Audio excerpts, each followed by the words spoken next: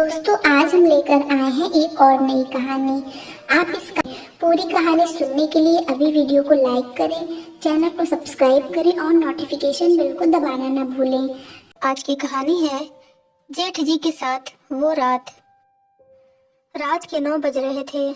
बाहर हो रही तेज बारिश से बेपरवाह अमन अपने कमरे में चुपचाप बैठा था। दीवार पर उसकी पत्नी शोभा और उसका फोटो टंगा था, जिस पर अमन ने किसी की ना सुनते हुए माला लगा दी थी। उसका कहना था कि शोभा के साथ वह भी मर चुका है। आज घर तकरीबन खाली था। ज्यादातर सदस्य और अमन का 4 साल का बेटा मोहित किसी रिश्तेदार की शादी में बाहर गए हुए थे और अगले दिन शाम तक लौटने की बात थी। केवल अमन और उसके छोटे भाई की पत्नी महिमा अपने 9 महीने की बेटी निक्की के साथ यहीं रुक गई थी। आखिर उसे अपने जेठ अमन का ख्याल भी तो रखना था। महिमा अपनी जिम्मेदारियां अच्छी तरह समझती थी। उसे अमन से एक खास लगाव था। अमन का हमेशा अपनों की मदद के लिए खड़े हो जाने वाला रवैया उसके दिल में अमन को खास जगह दिला चुका था।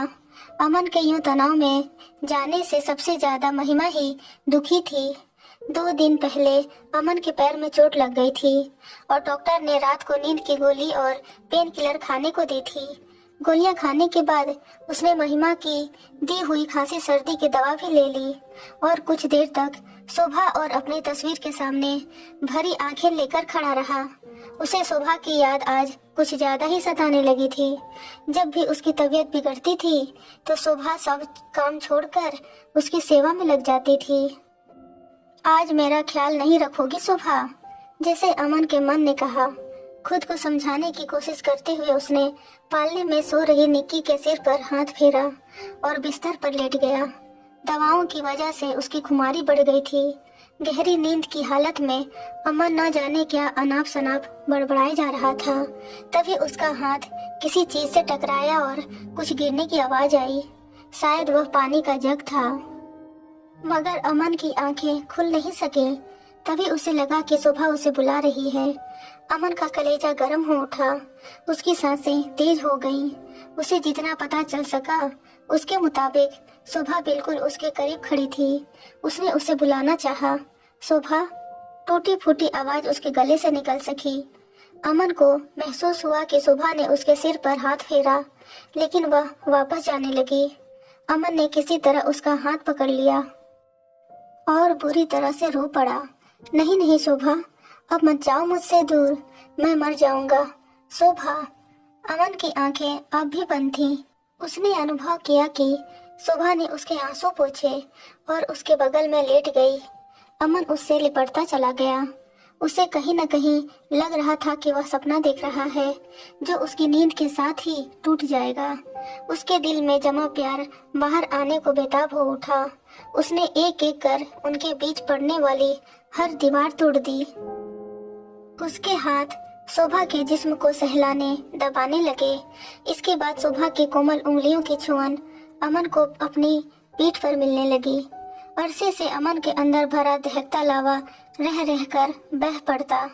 1 2 3 ना जाने कितनी बार अमन अपना सब कुछ शोभा पर लुटाता रहा। शोभा अमन के शरीर से दबी पिसती रही। अमन को किसी बात का डर सता रहा था तो बस अपने जागने का, लेकिन समय कब किसी के रुके रुका है। सुबह की रोशनी खिड़की से कमरे में आने लगी, साथ ही अमन की चेतना भी। तभी उसे अपनी बाहों में कैद किसी असली औरत की देह महसूस हुई। उसने चौंक कर आंखें खोली तो देखा कि उसने महिमा को ही अपने आगोश में ले रखा था। दोनों में से किसी के बदन पर एक भी कपड़ा नहीं था। अमन को तो जैसे बिजली का तेज झटका लगा। वह छिटक कर महिमा से दूर कमरे के कोने में जा खड़ा हुआ। महिमा, यह सब क्या हुआ? मैंने कैसे कर दिया? कहता हुआ अमन उसी हालत में अपना सिर पकड़कर वहीं जमीन पर बैठ गया। उसका दिल बेतहासा धड़कने लगा। पास ही पालने में निक्की इस सबसे निश्चिंत सो रही थी। पास में उसके दूध की खाली बोतल पड़ी थी। जमीन पर पानी का वही जग गिरा हुआ था जो रात उसके हाथ से टकराया था। कुछ पलों तक यह सब देखते रहने के बाद महिमा धीरे धीरे खुद को संभालते हुए उठी और बिस्तर पर पड़ी साड़ी अपने शरीर से लपेटकर वहां से चली गई। अमन उसी हाल में वहीं बैठा था। उसका दिमाग काम नहीं कर रहा था। रात का नशा अब तक हावी था। सो वह चुपचाप महिमा के अगले कदम का इंतजार करने लगा। समाज के सामने लगने वाला बदनामी का धब्बा उसे अपने माथे पर महसूस हो रहा था और कानों में माता पिता और भाई विक्रांत द्वारा कहे जाने वाले शब्द गूंजने लगे, जो सारी बात जानने के बाद कहेंगे, पापी, बेहया, कर दिया ना सारे खानदान का नाम खराब। कितना समझाते रहे हम सब इसे, लेकिन सुने कौन। बीवी क्या किसी और की नहीं मरती है। एक इसी की स्पेशल बीवी मरी थी, जो बहू के साथ सोना पड़ गया नशे में। अमन के हाथ अपने कानों पर जमते गए। तभी उसे महिमा की आवाज सुनाई दी, अमन, मैं फ्रेश होने जा रही हूँ, आप भी हो लीजिए, नाश्ता तुरंत बन जाएगा। अमन उसकी तरफ देखने की हिम्मत नहीं जुटा सका। महिमा के जाने के बाद वह भी फ्रेश होने चला गया। नाश्ता परोसते समय महिमा का चेहरा सामान्य था, लेकिन अमन अपनी नजरें नीचे किए रहा और आज समय पर अपनी दुकान के लिए निकल गया। सुबह के गुजरने के बाद उसका दुकान पर जाना अनियमित सा हो गया था। आज भी वहां जाने का मकसद कमाई ना होकर महिमा के सामने से हटा रहना था। शाम होने को आई। दोपहर के खाने के लिए भी अमन घर नहीं लौटा। पापा का फोन आया कि वे लोग लौट आए हैं। अमन का दिमाग फिर सनसन करने लगा। रात को विक्रांत का फोन आने पर वह घर के लिए चला। घर आते ही मोहित उससे लिपट गया।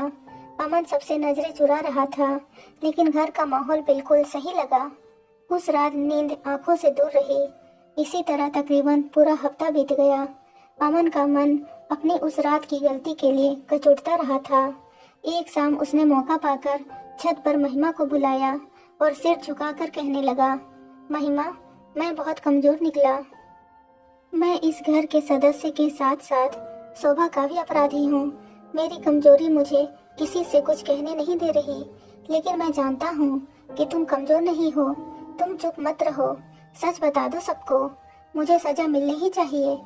महिमा गौर से उसको देखती रही, फिर मुस्कुराकर बोली, अमन, बीमारी तन की हो या मन की, वह केवल कमजोर करना ही जानती है। शोभा दीदी के जाने के बाद आपका मन बीमार हो गया था। आप टूटते जा रहे थे। उस रात मैंने महसूस किया कि आपके अंदर के मर्द को एक औरत के सहारे की जरूरत है। अमन अब तक अपना सिर उठा नहीं पाया था। महिमा कहती रही, मेरे अंदर की औरत आपको वह सहारा देने से खुद को रोक नहीं पाई। आपके अंदर मैंने हमेशा अपना बड़ा भाई, कभी पिता तो कभी दोस्त देखा है। इसके साथ साथ मैंने अक्सर आपके अंदर अपने प्रेमी को भी देखा। प्रेम किसी शरीर पर आश्रित नहीं होता, उसकी सीमा अनंत होती है। इतना कहकर महिमा ने अमन का चेहरा पकड़कर उसकी आंखों में आंखें डाली और कहा, मर्द टूटता हुआ और कमजोर अच्छा नहीं लगता। फिर आप तो मेरे कंप्लीट मैन हैं। आपको जोड़ने के लिए मैंने अपना थोड़ा सा कुछ हिस्सा न्यौछावर कर दिया। अब मेरा मान रखिए। लेकिन महिमा, अमन ने कुछ कहना चाहा, लेकिन महिमा ने उसे रोक दिया और बोली, आप यही कहना चाहते हैं ना कि जब आपके छोटे भाई को यह सब पता चलेगा तो क्या होगा? इसका जवाब यही है कि मैं अपने पति की थी, हूँ और हमेशा उन्हीं की रहूंगी। आपके और मेरे बीच जो भी हुआ वह एक बिखरी हुई जिंदगी को जोड़ने की मेरी कोशिश थी, कोई दैहिक खिंचाव नहीं। हाँ, यह भी सच है कि मेरी यह भावना शायद हर कोई न समझ सके, इसलिए उस रात की बात दीवारों के दायरे में ही रहने दीजिए। इतना कहकर महिमा नीचे को चल पड़ी। अमन के मन में भरा तनाव का जहर आंखों के रास्ते बाहर बहने लगा।